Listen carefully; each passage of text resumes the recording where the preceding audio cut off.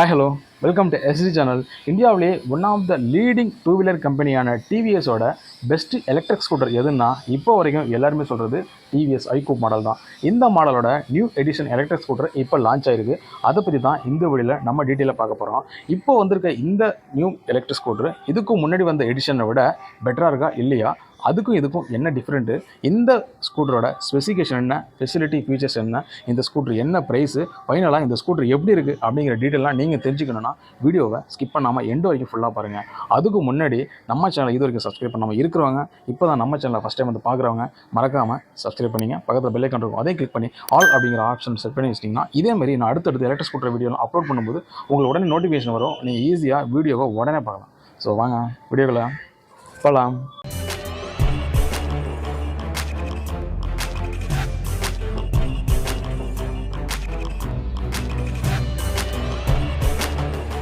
இந்த ஸ்கூட்டரோட லுக்கு அப்படின்னு பார்க்கும்போது டபுள் கலர் வந்து யூஸ் பண்ணியிருக்காங்க. ஆனால் இதுக்கு முன்னாடி வந்த மாடலில் சிங்கிள் கலர் தான் இருக்கும். ஆனால் இதில் டபுள் கலர் வந்து நல்ல லுக்காக ஸ்டைலாக இருக்குது.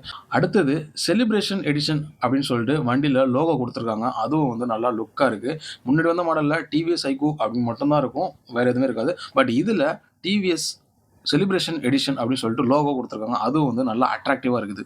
பேட்டரி அப்படின்னு பார்க்கும்போது முன்னாடி வந்த மாடல் மாதிரியே இதில் சிங்கிள் பேட்டரி, அதாவது ஒரு பேட்டரி தான் இருக்குது. பவரை பொறுத்த வரைக்கும் 3.4 kWh லித்தியம் அயன் பேட்டரி வந்து கொடுத்துருக்காங்க. அதே மாதிரி சார்ஜர் அவுட்புட் அப்படின்னு பார்க்கும்போது 650 வாட்ஸ்க்கு வந்து கொடுத்துருக்காங்க. சார்ஜிங் டைம் அப்படின்னு பார்த்தீங்கன்னா 4.5 hours, அதாவது 4.5 மணி நேரத்திலே சார்ஜ் வந்து ஃபில் ஆயிரும். ஒரு வாட்டி ஃபுல் ஆயிடுச்சுன்னா சிங்கிள் சார்ஜில் இந்த ஸ்கூட்ரு 75லேருந்து 100 கிலோமீட்டர் வரைக்கும் மைலேஜ் கொடுக்கும் அப்படின்னு சொல்லிட்டு சாலிடாக சொல்லியிருக்காங்க. அதாவது இதுக்கு முன்னாடி வந்த மாடலு மேக்ஸிமமே 75 வரைக்கும் தான் கொடுக்கும், அதுக்கு மேலே மைலேஜ் கொடுக்காது. பட் இந்த ஸ்கூட்ரு 75லேருந்து 100 கிலோமீட்டர் வரைக்கும் மைலேஜ் கொடுக்கும்னு சொல்லியிருக்காங்க. அதாவது 2 வேரியண்ட்டில் வந்திருக்கு, அதனால் 75லேருந்து 100 வந்து கொடுத்துருக்காங்க. அது மாதிரி எந்த வேரியண்ட் இருக்கோ அதுக்கு தகுந்த மாதிரி கிலோமீட்டர் மாறும். அதை நீங்கள் எது வாங்குறீங்களோ அதை வந்து செக் பண்ணிங்க. அதேமாதிரி சார்ஜிங் அப்படின்னு பார்க்கும்போது ஃபாஸ்ட் சார்ஜிங் தான் இதில் இருக்குது. அது மட்டும் இல்லாமல் நீங்கள் வீட்டில் சார்ஜ் போகிறனாலும் போட்டுக்கலாம், இல்லை சார்ஜிங் ஸ்டேஷனில் போகிறனாலும் போட்டுக்கலாம். அந்த ஃபெசிலிட்டிஸ் இதில் இருக்குது. ஜியோ ஃபென்சிங் இதில் கொடுத்துருக்காங்க. அடுத்து ஆன்டி திஃப்ட் அலாரமும் இந்த ஸ்கூட்டில் கொடுத்துருக்காங்க. ரொம்ப ரொம்ப முக்கியமானது, இம்பார்ட்டண்டான ஒன்று அதுவும் இருக்குது. அடுத்து கால் அண்டு மெசேஜ் அலர்ட் வந்து கொடுத்துருக்காங்க.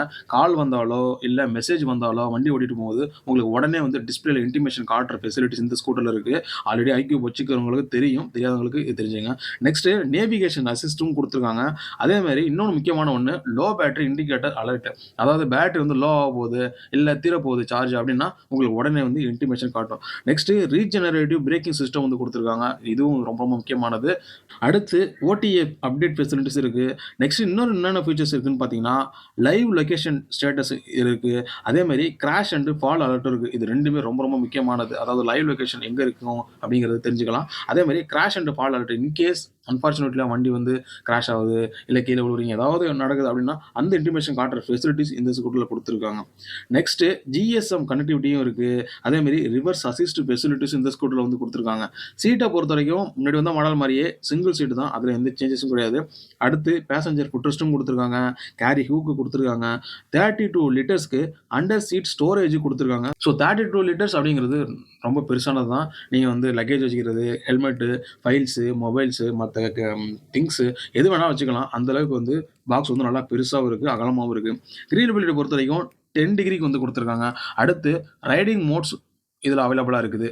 நெக்ஸ்ட்டு மோட்டார் அப்படின்னு பார்க்கும்போது 3 kW பிஎல்டிசி ஹப் மோட்டார் தான் இந்த ஸ்கூட்டரில் வந்து கொடுத்துருக்காங்க. பவர் அப்படின்னு பார்க்கும்போது 140 Nm அவுட்புட் டார்க்காக வந்து கொடுக்குது. மோட்டாரோட ஐபிங் ரேட்டிங் அப்படின்னு பார்த்தீங்கன்னா IP67க்கு வந்து கொடுத்துருக்காங்க. நெக்ஸ்ட்டு இந்த ஸ்கூட்டரோட அடிஷனல் ஃபீச்சர்ஸ் என்னென்ன இருக்குது அப்படின்னு பார்த்தீங்கன்னா சார்ஜிங் பாயிண்ட் கொடுத்துருக்காங்க. அதாவது யூஎஸ்பி சார்ஜ் போட்டு மொபைல் சார்ஜ் இந்த வண்டியில் நீங்கள் போட்டுக்கலாம். அதேமாதிரி டிஆர்எல்எஸ் ஃபெசிலிட்டிஸ் இந்த ஸ்கூட்டரில் இருக்குது. அடுத்து சர்வீஸ் டி இண்டிகேட்டர் இதில் வந்து கொடுத்துருக்காங்க. நெக்ஸ்ட்டு மெயினான ஒன்று, எல்லா ஸ்கூட்டரிலும் இருக்கிறது தான், முன்னாடி வந்த மாடலில் இருக்கிறது தான், மொபைல் கனெக்டிவிட்டி. அதாவது மொபைல் ஆப் கனெக்டிவிட்டி. நீங்கள் வண்டியோட மொபைலில் கனெக்ட் பண்ணிட்டீங்கன்னா மொபைல் ஆப் கனெக்டிவிட்டி யூஸ் பண்ணிக்கலாம். அதேமாதிரி ப்ளூடூத் கனெக்டிவிட்டி ஃபெசிலிட்டிஸ் இருக்குது. அடுத்து கிளாக் வந்து கொடுத்துருக்காங்க. அதேமாதிரி வைஃபை கனெக்டிவிட்டி ஃபெசிலிட்டிஸும் இதில் ஸ்கூட்டரில் இருக்குது. நெக்ஸ்ட்டு கர்வ் ஹைட்னு பார்க்கும்போது 118 கிலோக்கு இருக்குது. டிஸ்பிளேவை பொறுத்த வரைக்கும் 12.7 சென்டிமீட்டருக்கு டிஎஃப்டி டச் ஸ்க்ரீன் டிஸ்பிளே வந்து கொடுத்துருக்காங்க. இதில் நீங்கள் பேட்டரி லெவலு, அதாவது சார்ஜ் எவ்வளோ இருக்குங்கிறத பார்த்துக்கலாம், கிளாக்கு பார்த்துக்கலாம், ஸ்பீடாமீட்டர், ட்ரிப்பாமீட்டர் இது எல்லாமே வந்து பார்த்துக்கலாம். அதேமாதிரி navigation assist, turn by turn navigation இதெல்லாம் சொல்லி வந்து பார்த்தீங்களா, அது எல்லாமே இதில் வந்து பார்த்திங்கன்னா அந்தளவுக்கு டிஸ்பிளே நல்லா லுக்காக இருக்குது. கிரவுண்ட் கிளியரன்ஸ் அப்படின்னு பார்க்கும்போது 157 mm வந்து கொடுத்துருக்காங்க. அதேமாதிரி headlight tail light, turn signal எல்லாமே ஃபுல் அண்ட் ஃபுல் எல்இடில குடுத்துருக்காங்க. ஸோ முன்னாடி வந்த மாரியே தான் இருக்கு. நல்லா அட்ராக்டிவா இருக்கு. ஜஸ்ட் 4.2 செகண்ட் அதாவது நீங்க வண்டி ஸ்டார்ட் பண்ண 4வது செகண்ட்லயே 40 கிலோமீட்டர் ஸ்பீட வந்து ரீச் பண்ண முடியும். அந்த அளவுக்கு இதுல ஸ்பீடு வந்து இம்பார்ட்டன்ட் குடுத்துருக்காங்க. Next speed.